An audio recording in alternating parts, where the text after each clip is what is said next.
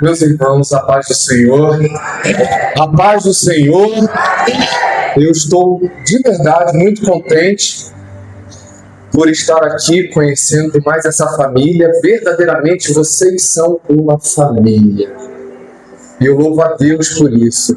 Eu não sou aquele tipo de pregador que chega na hora da mensagem, não. Eu sou daquele que eu gosto de chegar cedo, né? O irmão ali viu que eu cheguei logo depois dele. Isso é bom para a gente poder sentir, né, o ambiente. Isso é bom para a gente poder ver a união, a forma como os irmãos lidam uns com os outros.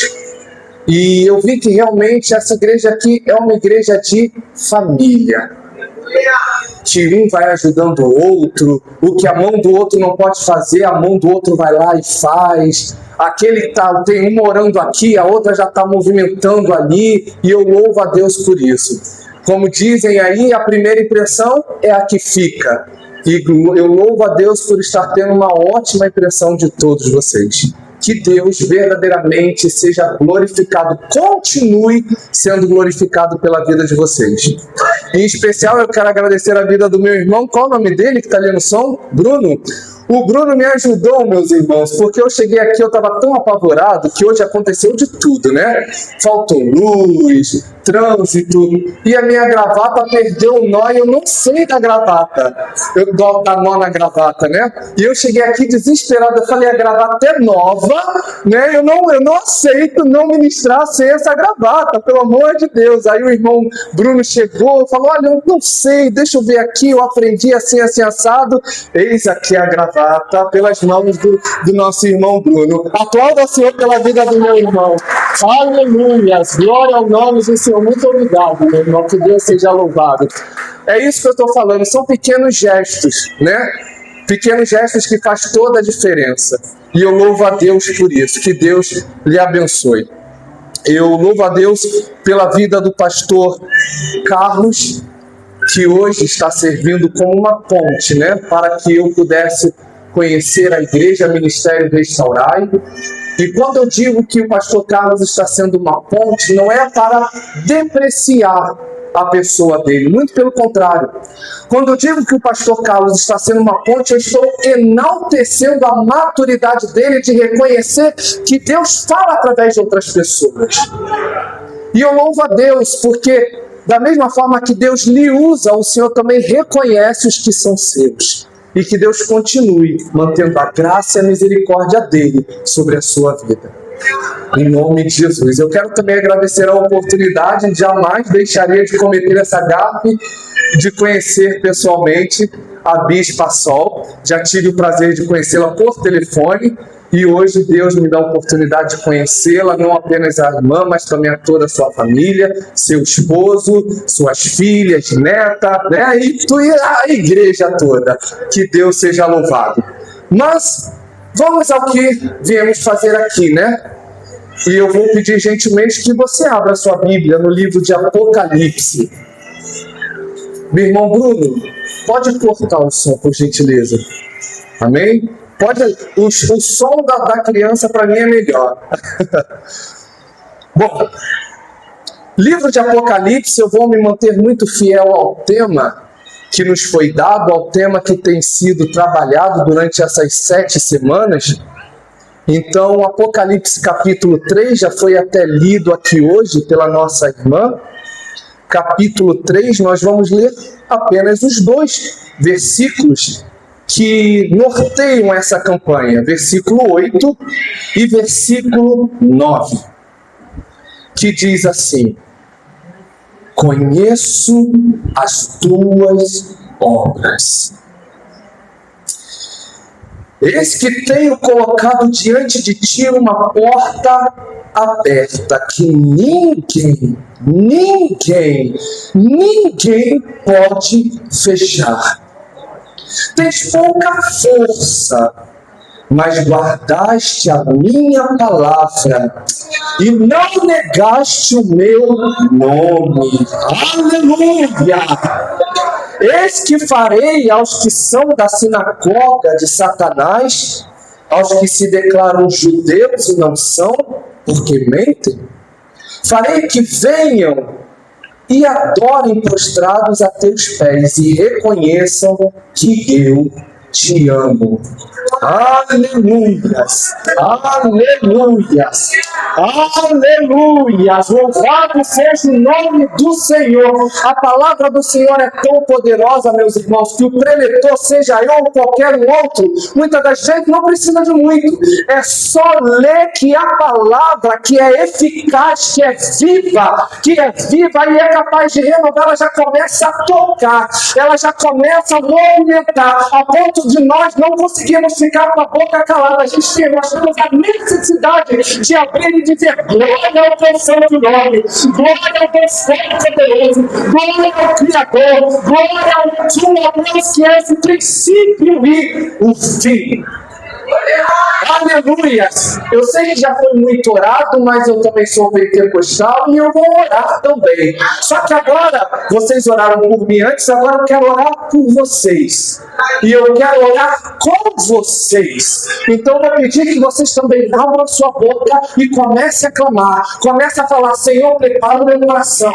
Senhor, prepara a minha mente. Deus, prepara o meu espírito. Prepara o meu coração para receber a boa palavra. Que o meu coração seja como terreno fértil para receber a semente. Jesus, Deus Todo-Poderoso, eu quero te entregar neste momento, ó Deus, a Igreja Assembleia de Deus Ministério Restaurai. Eu quero te entregar cada vida neste momento em tuas mãos. Senhor, que em nome de Jesus, cada irmão que veio aqui hoje na expectativa de ouvir sobre o pastor Joy, essa expectativa seja transferida para ti, porque o pastor Joy não tem poder de fazer o que tu tens, o pastor Joy não tem poder de libertar, o pastor Joy não tem poder de salvar, mas a tua palavra tem. A tua palavra salva, a tua palavra cura, a tua palavra conforta, a tua palavra liberta, a tua palavra transforma. Então que nesta noite, ó Deus, que o pastor Joy se cale, para que então somente a tua voz possa falar neste lugar.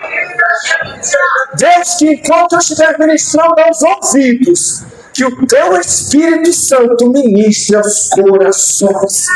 E quem concorda, diga aleluias. Meus irmãos, hoje estamos na última campanha, na verdade, de 7, na última campanha de Portas Abertas. E esse texto é um texto muito poderoso, mas eu não posso de forma alguma ir direto ao texto sem antes traçar tudo aquilo que norteia esse texto. Quando o livro de Apocalipse foi escrito, ele foi dado ao apóstolo João em um cenário completamente de devastação. João, ele estava preso na ilha de Patmos. João, ele estava exilado, aguardando por uma morte natural. Tentaram jogar João num caldeirão cheio de óleo, mas assim como Mesaque, Sadraque e Abidnego, o quarto homem da fornalha foi lá e dançou com eles, assim o Espírito Santo de Deus também foi com João. Aleluia! Eu preciso começar a liberar uma palavra. Eu não sei se você está na fornalha, eu não sei se você está na cova dos leões, eu não sei se você está no caldeirão, mas eu preciso afirmar: Deus está com você.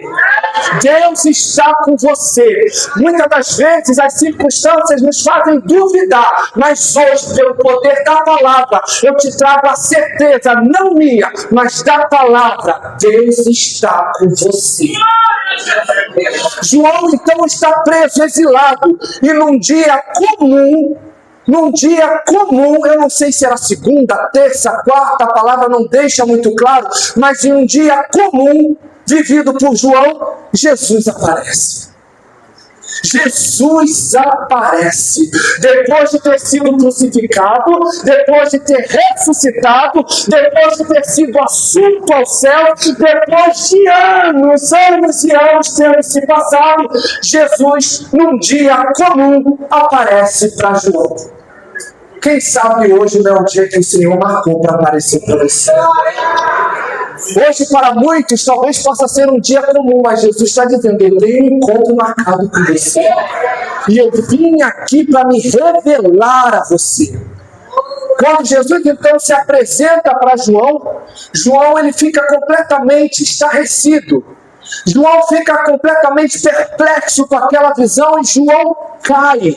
A palavra do Senhor diz em Apocalipse 1:17 que João, quando vê a presença, quando vê Jesus e sente aquela presença, ele cai como se estivesse morto, ou seja, sem reação. E é isso que acontece com a gente, meus irmãos. Quando nós vemos o agir de Deus, quando nós sentimos a atmosfera de Deus, a nossa perna estremece. A nossa perna fica completamente estremecida e se a gente não segurar, a gente cai. Só que aí João não se aguentou e caiu. João se prostrou. Aí a palavra do Senhor diz que Jesus, com a sua destra, ele toca em João e diz: não temas, não temas. Eu sou o princípio e o fim. Aleluia. Eu estou vindo aqui para falar para algumas pessoas que estão prostradas. Deus está falando: não temas, não temas. Você tem chorado, eu não sei qual o motivo que você tem se prostrado, mas Deus está falando: não temas. Eu sou o princípio e o fim. É Jesus dizendo: eu sou sob o controle de todas as coisas. E conjecturando para que os irmãos entendam, quando Jesus diz: não temas, eu sou o princípio e o fim, tocando em João, que ainda estava perplexo, sem reação, era como se Jesus estivesse dizendo assim: João, se levante, porque ainda há muito que ser feito na sua vida e através da sua vida. Aleluia! Muitas das vezes a gente acha que está acabando. Eu não sirvo mais para nada. Não adianta. Meu ministério congelou no tempo. E talvez esse pudesse ser o pensamento de João. Eu estou aqui exilado, esperando a morte natural. Mas aí aparece Jesus e fala: não temas, eu sou o princípio e o fim. Era Jesus dizendo: João, levanta. Ainda tem muito trabalho a ser feito. Ainda tem muito trabalho a ser feito. Então levanta, João. Nessa noite, Deus também está falando para algumas pessoas aqui: levanta, levanta, levanta. Eu tenho mensagens para te entregar, mas você só vai se entregar quando você estiver de pé. Então se levanta, se levanta. Jesus então fala: João, escreve aí para as 7 igrejas, a saber, Éfeso, Esmirna, Pérgamo, Tiatira, Sardes, Filadélfia e Laodiceia. Dentro dessas 7 igrejas, 4 delas, meu irmão Bruno, receberam elogios e críticas. Críticas cruciais. Dentro dessas 7, uma delas recebeu apenas críticas. Essa foi praticamente exilada. Mas 2 delas receberam elogios, somente elogios. Mas o interessante é que, independente de terem recebido críticas ou elogios, todas as cartas finalizam com uma assinatura de Jesus. E a assinatura de Jesus era: quem tem ouvidos, ouça o que o Espírito Santo diz às igrejas. Aleluia! Assim ele falou para Éfeso, assim ele falou para Esmirna, Pérgamo, Tiatira, Sardes, Filadélfia, Laodiceia. E hoje ele está falando para o ministério Restaurar: quem tem ouvidos, ouça o que o Espírito diz às igrejas. Aleluias! É um versículo que parece ser muito simples de ser entendido, mas quando a gente para estudar, a gente vê que é mais profundo. Primeiro, que Jesus usa o verbo ouvir. Ele diz: quem tem ouvidos, ouça, do verbo ouvir. Por quê, meus irmãos? Porque, ainda que talvez possa parecer idênticos, iguais, mas ouvir é diferente de escutar. Por exemplo, eu estou pregando, ministrando a palavra, mas eu estou escutando o barulho do ventilador. Por quê? Porque o ato de escutar é um ato involuntário. Agora, o ato de ouvir requer do ouvinte a atenção, requer do ouvinte a dedicação. Então, quando Jesus diz, quem tem ouvidos, ouça, é Jesus dizendo, eu preciso que você consuma o que eu estou dizendo para as igrejas. Eu preciso que você se apegue, que você retenha aquilo que eu estou dizendo para as igrejas. E não para por aí não. Ele diz assim, quem tem ouvidos, repita comigo, quem tem ouvidos. Só que aqui Jesus não está falando sobre o órgão auditivo, não. Jesus aqui está se referindo à maturidade. É como se Jesus estivesse dizendo, quem tem maturidade, absorva aquilo que eu estou dizendo para as igrejas. Por quê? Porque muitas pessoas não têm maturidade. Ouve e acha que está levando para o pessoal. É o pastor que está jogando piadinha, é a pastora que está jogando piadinha. Só que aí vem Jesus e diz, quem tem maturidade. Maturidade. Deus está requerendo maturidade. Certa vez Paulo disse, quando eu era criança, tinha atitudes de criança. Mas agora que sou homem, eu deixei as coisas de criança. Deus está falando, aprenda a absorver, aprenda a ter maturidade para reter aquilo que está sendo dito. Nem tudo que é dito aqui é para você não, meus irmãos. Não se achem aí o alecrim dourado, como se dizem atualmente, né? Não fica achando aí que você é a última bolacha do pacote, não, porque nem vocês e nem eu também não sou, não. É tudo sobre Ele. É tudo sobre Ele. A palavra liberada aqui é a palavra dEle. Para cuidar dos que são dEle. Para edificar os que são dEle. Para cuidar e curar os que são dEle. Para salvar os que são dEle. Quem é dEle aqui nessa noite? Quem é dEle aqui nessa noite? Aleluia! Glória ao nome do Senhor Jesus. E daí então, João começa a escrever para as igrejas, deixando então as suas assinaturas. E é incrível que, de acordo com como a gente vai lendo as cartas, a gente vê que cada crítica corresponde a um estado, meu e seu. Quem nunca perdeu o primeiro amor como Éfeso? Quem nunca deixou de fazer as coisas com prazer como a igreja de Éfeso? Quem nunca deixou de cumprir uma escala como a igreja de Éfeso? Quem nunca deixou de estar na consagração, no culto de Santa Ceia, no culto de comemoração, como a igreja de Éfeso? A igreja de Éfeso perdeu o primeiro amor. Não fazia, e quando fazia por obrigação, ou fazia para cumprir protocolos. Quantos de nós estamos dentro das nossas igrejas cumprindo protocolos? Eu tenho que ficar na porta, eu tenho que pregar, eu tenho que louvar, eu tenho que ficar na mesa, mas não estão mais fazendo por prazer. Estão fazendo para agradar o bispo, a bispa. Estão fazendo para ficarem bem na foto. Mas aí vem Jesus e diz, eu conheço as tuas obras. Aleluia! Eu conheço as tuas obras. Então muitos de nós em algum momento também já fomos Éfeso. Em algum momento nós também já fomos como Pérgamo. Pérgamo é aquela igreja que aderiu às doutrinas de Balaão e às doutrinas dos nicolaítas. Como assim as doutrinas de Balaão? Balaão é um profeta que aparece no livro de Números, entre os capítulos 22 e 25 aproximadamente, onde ele é praticamente comprado para amaldiçoar o povo de Deus. Chega lá o rei chamado, deixe confirmar aqui, Balaque, porque são muitos nomes parecidos, se a gente não lê, a gente se perde. Balaque contrata Balaão para poder amaldiçoar o povo de Israel.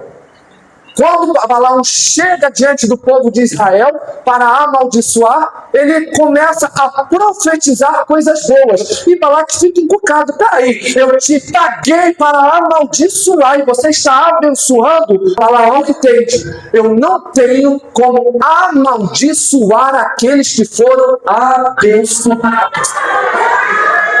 Eu tenho poder, o que eu falo acontece, mas com esse povo não tem efeito. Com esse povo não tem efeito. Com o ministério pastoral não tem efeito. Com as debates de oração não tem efeito. Eu tento jogar discórdia, eu tento jogar confusão, eu tento jogar probleminhas, mas quando eu tento, a minha voz se converte para abençoar. A doutrina de Balaão é essa. Balaão é aquele que não consegue te derrubar, mas te induz à queda. Aleluia! E o povo, a igreja na região de Pérgamo, eles estavam aderindo a essa doutrina, assim como a doutrina dos nicolaítas. Nicolaítas eram um povo completamente libertino. Não tinha certo, para eles tudo era livre. E Deus vira e diz: eu conheço as tuas obras. Eu conheço as tuas obras. E o que dirá de Tiatira, que aderiu às doutrinas de Jezabel? Mas é claro, não é a Jezabel lá do livro de Reis, não. Mas quando Jesus menciona sobre as doutrinas de Jezabel, é fazendo uma referência comportamental. Jezabel é aquela que inseriu no povo de Israel a cultura pagã, que inseriu a adoração a outros deuses. Então Tiatira estava aderindo às culturas, à doutrina de Jezabel, se voltando contra Deus e se voltando para deuses pagãos. O que dizer também sobre Sardes? Ao meu ver, Sardes é o pior diagnóstico. Porque perceber que Éfeso perdeu o primeiro amor é muito fácil. Agora, o diagnóstico de Sardes requer uma apuração espiritual. Por quê? Porque Sardes é aquela que consegue mascarar o que ela não é. Sardes consegue estar no domingo de gravata, mascarando a vida promíscua que ela tem em casa. Sardes consegue mascarar com a gravata dia de domingo a vida de roubos que ela tem durante a semana. Sardes consegue mascarar com a gravata dia de domingo, com o vestido longo, com a saia rodada, a vida completamente adúltera que ela tem nos dias da semana. Mas quem tem os olhos espirituais consegue ver, e Jesus tinha. Não é à toa que ninguém identificava, mas Jesus disse para Sardes: eu conheço as tuas obras. Tem sono aqui que vive, mas está morto. Está morto, vive de aparência. E quantos de nós, em determinados momentos, também não estamos como Sardes? Vivemos de aparência. Julgar Sardes, julgar Tiatira, julgar a Pérgamo, julgar Éfeso é muito fácil. Mas e quando nós, como pastor Johnny, está nessa situação? Só cabe a graça e a misericórdia de Deus se manifestarem. E para finalizar, Deus também teve o que dizer sobre Laodiceia, que foi aquela que só recebeu críticas. Deus vira para ela e diz: não é nem frio, nem quente. Estou a ponto de te vomitar.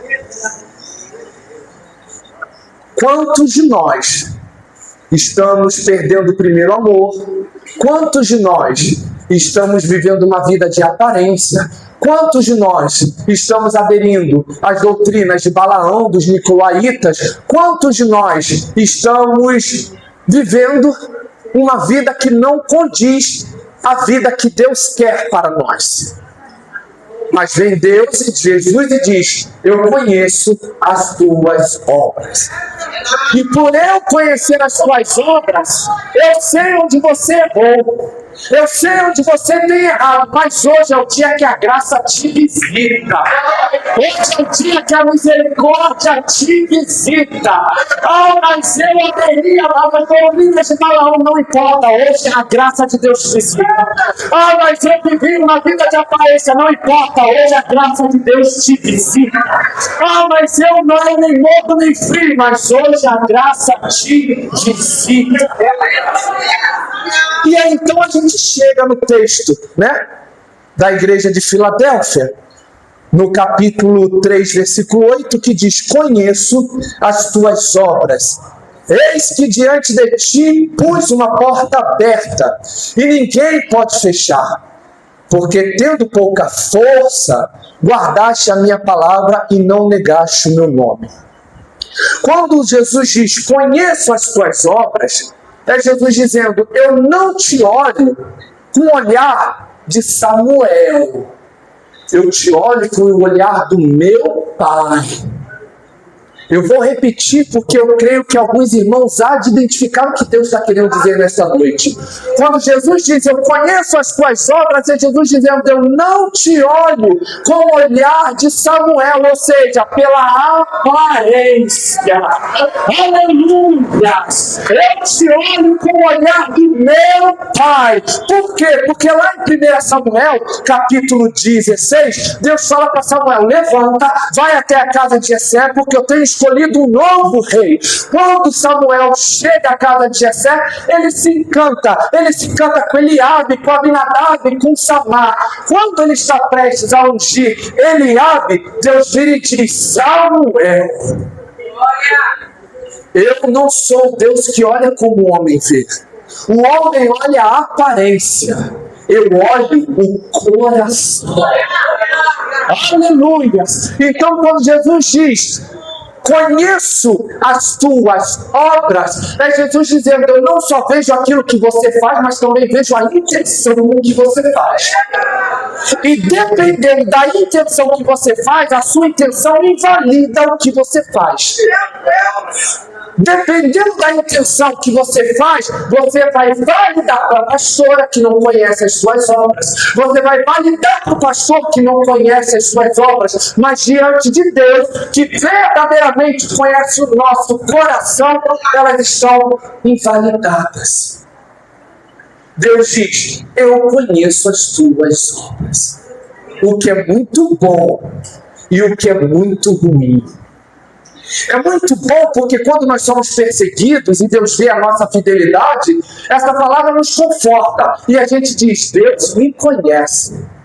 Mas quando nós estamos em pecado que ninguém vê, Deus também nos conhece. Quando Deus viu que Davi lutava contra o urso e contra o leão, era Deus dizendo: eu conheço as tuas obras, Davi. Por isso eu estou te ungindo a rei. Só que certa vez Deus também conheceu as obras de Davi lá no terraço, quando ninguém via. Era Deus dizendo: eu conheço as tuas obras. Aleluias, eu conheço as tuas obras. Em seguida ele diz: eis que diante de ti pus uma porta aberta. Ora, essa porta aberta, dentro da teologia e dentro da Bíblia, ela aponta para o evangelismo, né? Para o ato de evangelizar. Paulo, lá em 2 Coríntios 2,12, ele diz que ele agradece pela oportunidade de pregação, pelas portas de pregar o Evangelho. Jesus também ministra, fala sobre a porta, a questão da porta estreita em Mateus 7, dizendo que a porta é estreita, mas a larga leva para a perdição. Mas o que é uma porta? Ora essa, será que uma porta é apenas um objeto que abre e fecha? Não. A porta é um objeto que faz você mudar de cenário. Eu estou aqui dentro do templo, se eu passar pelaquela porta, eu estarei num outro ambiente. Então hoje, na 7ª campanha de portas abertas, a palavra para você é: Deus vai abrir uma porta para mudar o cenário da sua vida. Deus vai abrir uma porta para mudar o ambiente da sua vida, para mudar o que você tem vivido, para mudar a sua situação. Deus vai abrir uma porta para a sua vida, para mudar o cenário. Aleluias, aleluias. E você pode dizer: mas Joel, eu tenho vindo aí em todas as campanhas e até hoje, na última, a porta ainda não se abriu. Posso te falar uma grande verdade? Talvez possa doer, talvez possa escandalizar, mas talvez, mesmo você tendo vindo e cumprido todas as 7 campanhas, talvez a porta ainda não se abra hoje, porque ainda não é tempo. Mas nós precisamos ter a maturidade de entender essa palavra. Porque se ele abrir, ele é Deus. Se ele não abrir, ele é. Se ele abrir, ele é Deus. Se ele não abrir, ele continua sendo. Ele continua sendo Deus. Ele continua sendo Deus. Mas para a glória de Deus, hoje as portas dos céus estão abertas para nós. Hoje as portas dos céus estão abertas para nós, meus irmãos. E ele diz assim: ninguém pode fechar. Aqui ele está dizendo: Jesus, o Todo-Poderoso, ele detém de toda a autoridade. O que ele abre, ninguém fecha. E a comprovação disso, acredito eu, é o Ministério Restaurai. Quantas e quantas vezes, acredito eu, assim como muitas outras igrejas, o Ministério Restaurai já nos teve a um fio de fechar as portas. Só que essas portas, quem abriu não foi o homem, foi aquele que quando abre, ninguém fecha. Ninguém fecha. Ninguém fecha. Ninguém fecha. Você está preocupado com o que pode acontecer com a sua vida, com o seu emprego, com a sua família, com a sua saúde. Deus está falando: a porta que eu abri, ninguém pode fechar. Então você pode descansar. Descansar. Em seguida ele diz: porque tendo pouca força. E eu acho isso lindo, porque as outras igrejas eram ricas, as outras igrejas muitas das vezes eram fortes, mas a igreja de Filadélfia não tinha muita força, mas ela tinha fidelidade. Meus irmãos, quando Jesus voltar, ele não vai voltar para buscar o pregador de terno e gravata. Não. Porque tem muitos de terno e gravata que não são fiéis. Quando Jesus voltar, ele não vai vir buscar a irmã do saião que marcha. Não. Porque tem muitas que marcham e não são fiéis. Quando Jesus voltar, ele não vai voltar para buscar aqueles que são dotados de conhecimento da teologia, diplomados, doutorados, não. Ele vem para buscar um povo fiel, um povo fiel, um povo fiel, um povo que mesmo fraco não se corrompe, um povo que mesmo fraco não se vende, um povo que mesmo fraco não se prostitui. Jesus vem buscar um povo fiel. Será que nós estamos nessa? Eu creio que eu quero estar. Eu creio que eu estarei. Eu creio que eu estarei para a glória de Deus. No versículo 9 diz assim: eis que eu farei aos da sinagoga de Satanás, aos que se dizem judeus e não são, mas mentem. Eis que eu farei que venham e adorem prostrados a teus pés e saibam que eu te amo. Aqui eu vejo, meus irmãos, a graça de Deus sendo manifesta.